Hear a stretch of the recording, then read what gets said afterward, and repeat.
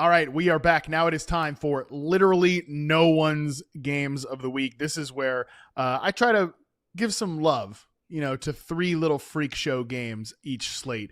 They're not important games. They're not big games, but they're games we got to care about in fantasy football, starting with Cleveland Browns at Baltimore Ravens. As expected, this one's definitely buried on the 1 p.m. Eastern slate.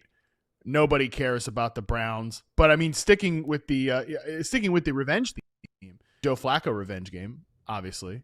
Even though he's had nothing but good things to say about the Ravens, he's probably played the Ravens before at some point. He's played for a bajillion years. But Boone, before we get to the Ravens, there's been a lot of talk this week on the pod about the Browns. You had like 3 Browns players in the damn waiver wire segment in the first show of the week. Ray brought up the Browns.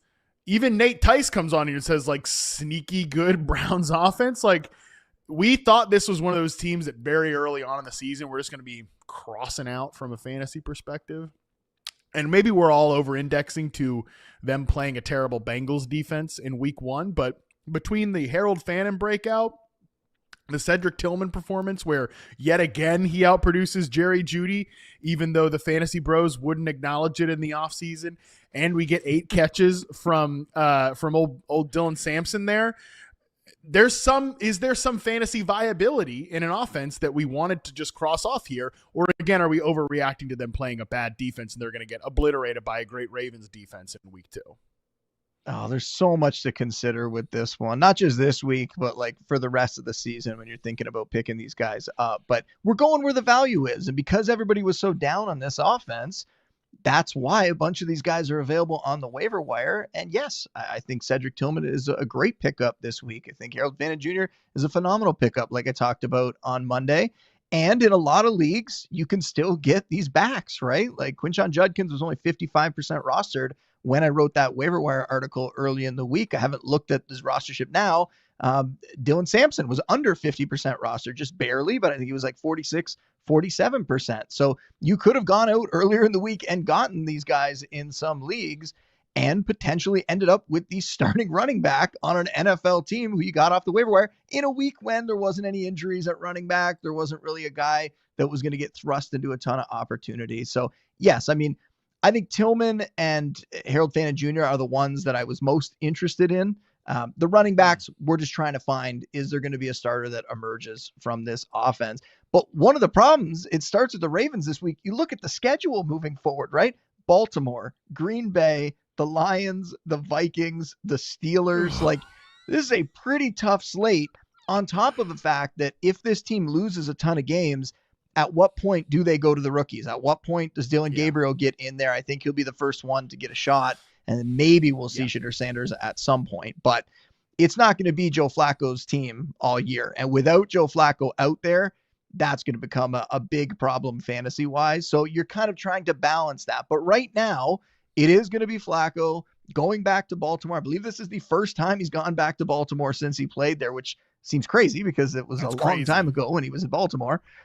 But he can throw the ball around quite a bit like we saw last week, and they're going to have to throw against the Ravens. Like, they're not going to be able to run the ball that well. We're not sure what the running back situation is going to be this week.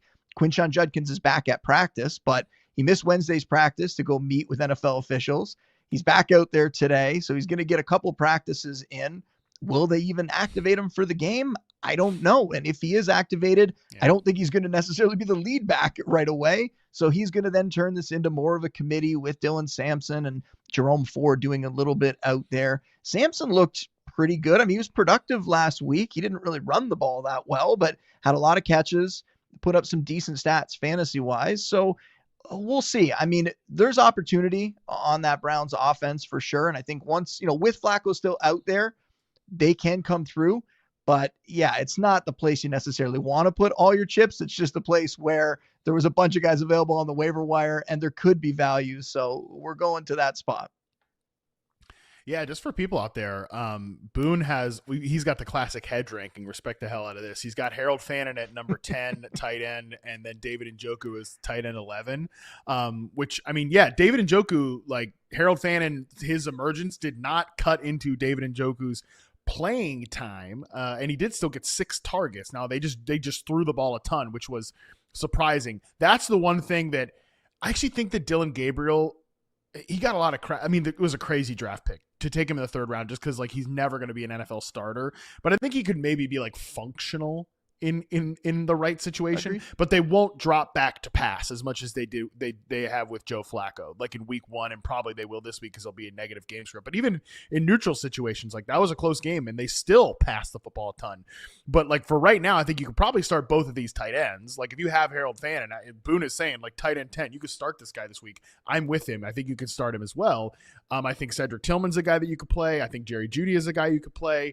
I wouldn't be messing around with any of these running backs. That's for sure. Not in this matchup. Speaking of running backs and matchups here, we showed the quote earlier. Let's throw this back up. Brown safety Grant Delpit said when asked how hard is Ravens running back Derrick Henry to bring down, Grant Delpit said, quote, not hard. Derrick Henry was asked about this in the Ravens locker room. He just said, we'll see on Sunday. Probably not what I would say. You know, if it's me, I wouldn't say that going into a matchup with Derrick Henry, but what do I know? I'm just some jackass with a podcast, not a NFL defensive player. From a Ravens offense perspective, I think the biggest question that people have here this week is Zay Flowers. Like Zay Flowers has this monster game in week 1. Where do you rank him heading into week number 2 here? Yeah, he has to move up into that low end wide receiver 2 range. Now we saw him get a ton of volume. The question, too, is just can he inflate the touchdown total? That's been one of the things that's held him back so far. If he can start to find the end zone a little more, we know touchdowns are very volatile year over year. If he can start to find the end zone a little more, all of a sudden now, there's the talent, the opportunity for him to totally be a top 20, top 24 receiver. I have him ranked in that range, I believe, this week. I don't have my ranking memorized, unfortunately, on him. I could probably pull it up if we need to. But yeah, he's in that range because of what we saw in week 1. It wasn't just the Bills' injuries. That helped, but he came through. They want to use him this way. I know you love Rashad Bateman, but Zay Flowers is the top receiver on that team. And if Mark Andrews is going to take a bit of a step back here, then who else are they looking to? Like DeAndre Hopkins did not play that much last week. I know he caught the touchdown, but he is just going to be like a contributor in this offense. He is not the DeAndre Hopkins of old. Zay Flowers is the star pass catcher on this team. And yeah, I think he's a great play this week. Yeah, you have him as wide receiver 19. I've got him at 14. I'm buying into what, not maybe every week we're going to see that kind of eruption, but I'm buying into the role that Zay Flowers has. I mean, like you said, I love Rashad Bateman, but that's like a post-fantasy take. That's like we're beyond fantasy when we're appreciating the Rashad Bateman stuff. He's going to have some games. I actually think, I mean, he's going to have some dud games like he did like this past week, but that's against like a secondary that is pretty good. If they've got Christian Benford as the outside corner, they're able to move Zay Flowers around, create those matchups. Like that's the type of fantasy receiver you want if he can continue to have this sort of volume. That's the big question, but I'm definitely playing Zay Flowers this week if I have him, and I do have him on a couple of teams here. Let's go to the next game here. Broncos at Colts.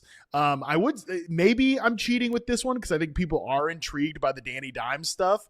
This is like two quarterbacks on the other end of the spectrum here, Boone, in that like people were in on Bo Nix and he had a terrible week 1. Nobody was really in on Danny Dimes and he had a great week 1. So the question is just like, what do we see out of these offenses here in week 2? And is there anyone in the circle of trust yet in these offenses here? Yeah, I mean, I'm willing to play the backs in Denver for sure. Like RJ Harvey, didn't get that many touches, but he showed what he can do with them. And I think that's only going to lead to more opportunity as we go. And we talked before the season about this is an offense that can support 2 running backs. And we saw in week 1, they were able to do that. So I'm more than willing to play those guys. Cortland Sutton continues to be Cortland Sutton, and he's not really like the sexiest fantasy player, but you can put him in your lineup and he's going to rack up the stats. We don't really know who to trust among the other receivers. They're doing the rotation thing. We'll see. I don't think any of them are going to have enough other than spike weeks here or there to be a trusted member of your lineup.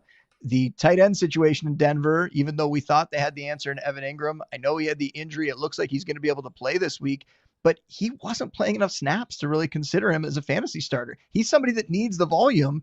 And if he's not going to play a full complement of snaps, now you have to be very concerned. He falls way down into the tight end 2 ranks. So many better options. And you think about all the guys that were available on the waiver wire this week, I would play them over him, right? Like Brenton Strange, Harold Fannin Jr., of course, but Brenton Strange, Zach Ertz tonight.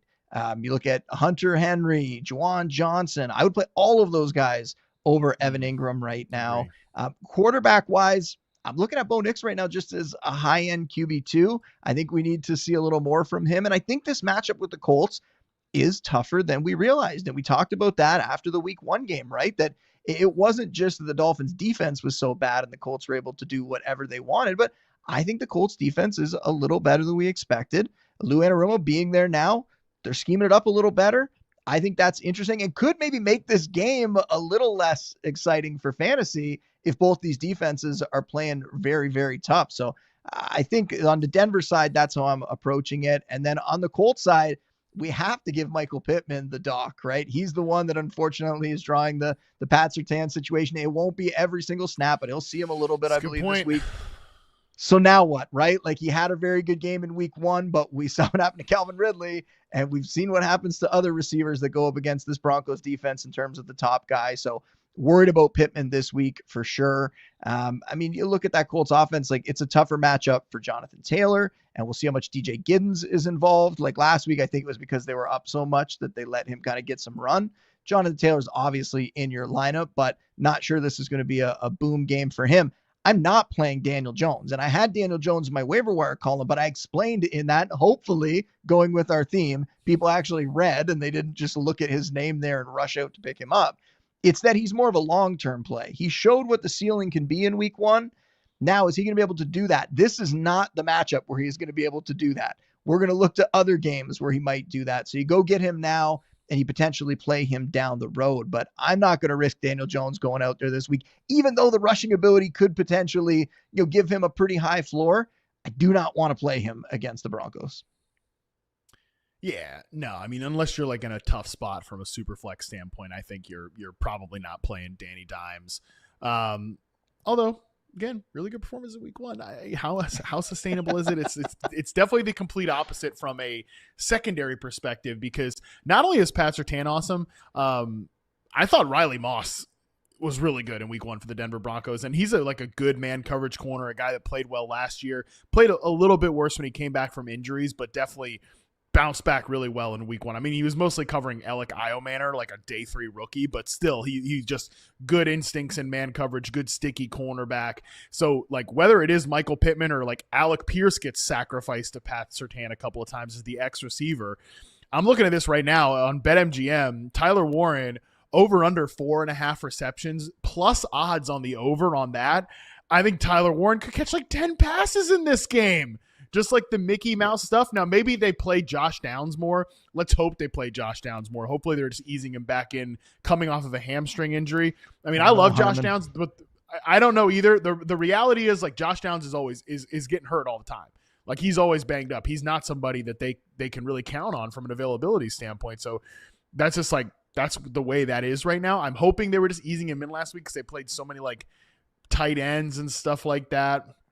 And he's just only going to be on the field in 3 receiver sets. That was surprising to me. So maybe Josh Downs bounces back here with a nice game because he just plays more. We'll see. But from a fantasy standpoint, Tyler Warren, I mean, might be like the tight end 3 this week behind only McBride and Bowers if he plays on Monday night. And like I said, I'm not telling you to go – I'm not giving you betting advice here, folks, but plus odds on the over on 4.5 catches for Tyler Warren.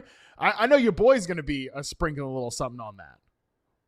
I have him as tight end 4 this week, and yeah, he is just an automatic start already. One of the biggest risers after week 1 at a position where other than those top 2, because George Kittle's hurt now, other than those top 2, you don't feel that great that any of them are going to come through with big games. Tyler Warren's getting pretty close to that. We get a couple more performances like that, and he is going to be right in that mix as a consistent top 5 option if he's not already there. Let's get to the next game here and our final one, Patriots at Dolphins, which has got to be the grossest game on the slate for sure. Like what we got to find out what both these offenses are, I mean, obviously the Dolphins are the Dolphins. I don't know that I think we've said all we need to say on that team, both from the offseason and throughout this season. This is kind of like Dan Hansis used to be with the NFL Network, obviously a colleague back there, but now he's with Heed the Call podcast. He used to call it like the wounded animal game. Just two teams limping. I feel like these two teams, maybe I'm too spooked by what the Patriots offense looked like last week, but I kind of feel like this is a wounded animal game. I mean, my God, Mike McDaniel, again, just can't stop giving out quotes.